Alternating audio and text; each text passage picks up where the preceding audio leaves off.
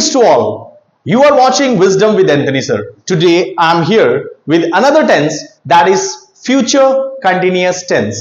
Sir ये tense कहां पर और कैसे यूज होता है, इसकी यूसेज क्या है और ये कब यूज होता है?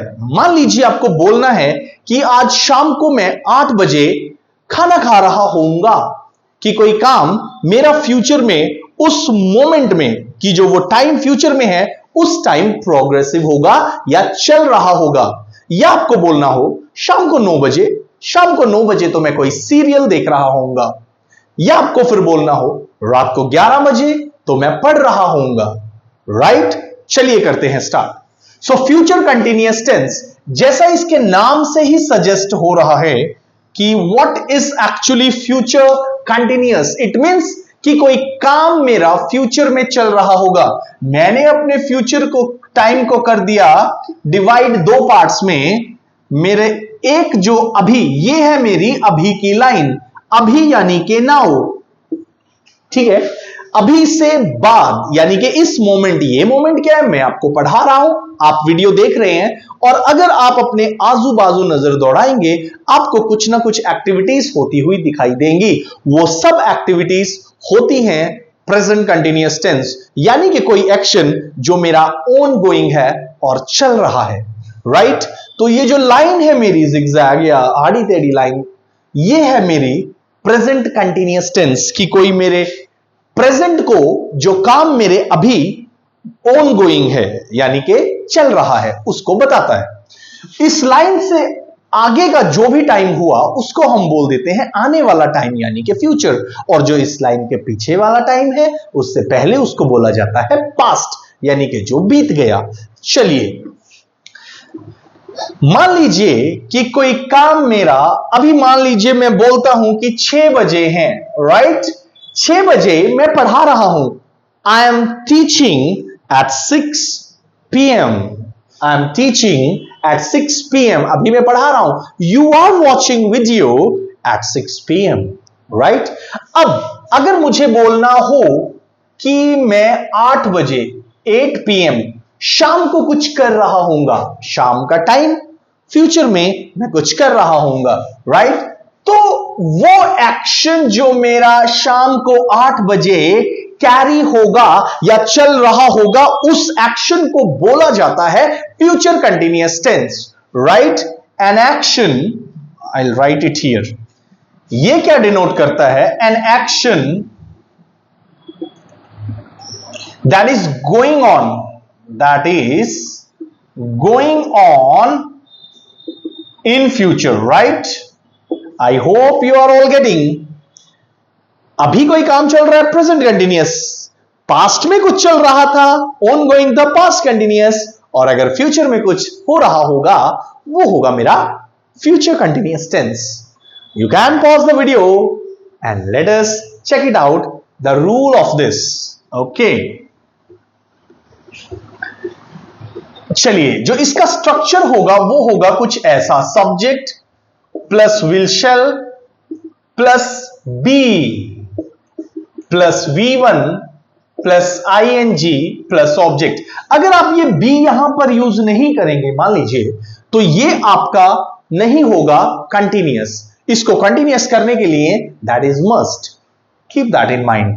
कभी कभी ये दिमाग से स्किप हो जाता है। चलिए कुछ एक सेंटेंसेस कर लेते हैं। आई विल बी, विल और शेल की यूसेज मैंने आपको सिंपल फ्यूचर टेंस में बताई है, वहां जाकर आप इसको देख सकते हैं। आई विल बी मूविंग बैक। अब ये मूविंग बैक क्या है? सून। अब फ्यूचर का कोई एक टाइम कि मैं वापस जल्दी आ रहा हूंगा, यानी कि मैं जल्दी आ रहा हूंगा वापस, after may be finishing my work, कि मेरा काम खत्म करने के बाद या मार्केट जाने के बाद या मेरे कोचिंग के बाद या कुछ भी आप बोल सकते हैं, मेरा काम फिनिश होने के बाद मैं जल्दी वापस आ रहा हूंगा। राइट, या फिर हम इसको बोल सकते हैं ही विल बी, क्या बोलेंगे इसको? ही विल बी, कुछ भी एग्जांपल ले लीजिए। Yes, he will be reading a novel at 9 PM tonight. आज रात को बोला जाता है टुनाइट, जो बीत गई रात उसको बोला जाता है यस्टर नाइट। यस, क्या बोला जाता है? यस्टर नाइट। और जो आने वाला कल है उसको बोला जाता है टुमारो, राइट। चलिए और एग्जांपल ले लेते हैं इसके हम। They will be solving the puzzles.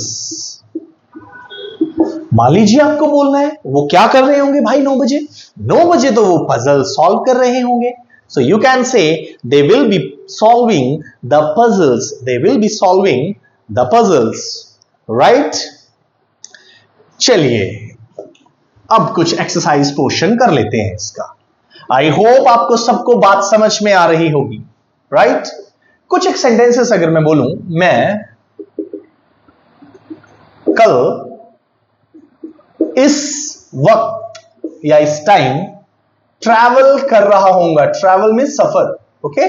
Travel कर रहा होऊंगा, राइट। रहा होऊंगा is most important in this, कि कोई एक्शन मेरा ऑन गोइंग है। या मैं बोल सकता हूं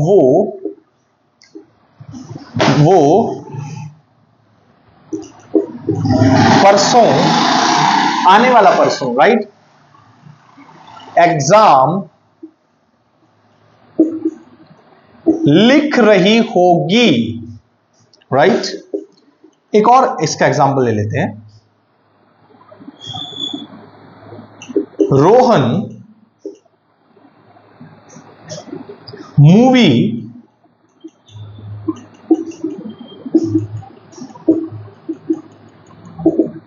देख रहा होगा। रोहन मूवी देख रहा होगा, राइट। चलिए इसके एग्जांपल्स आप मेरे साथ कर सकते हैं। मैं कल इस वक्त ट्रैवल कर रहा हूंगा। I, correct.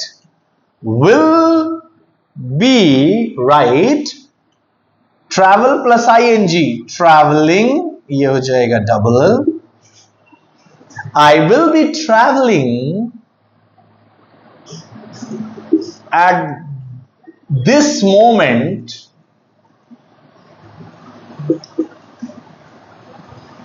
tomorrow, or I will be traveling to some place. You can add, okay, you can add some place. I will be traveling at this moment tomorrow. वो परसों एग्जाम लिख रही होगी। She will be writing, और exam देने को बोला जाता है take exam. We cannot translate it from English. कभी कभी हम गलत बोल देते हैं कि give exam, that is wrong. We cannot give exam. Teacher gives the exam, students take the exam. जब अगर आप एग्जाम देंगे तो बोला जाता है take exam, right? She will be taking, मैंने writing को यहां पर taking ले लिया, आप writing भी लिख सकते हैं। She will be taking exam overmorrow.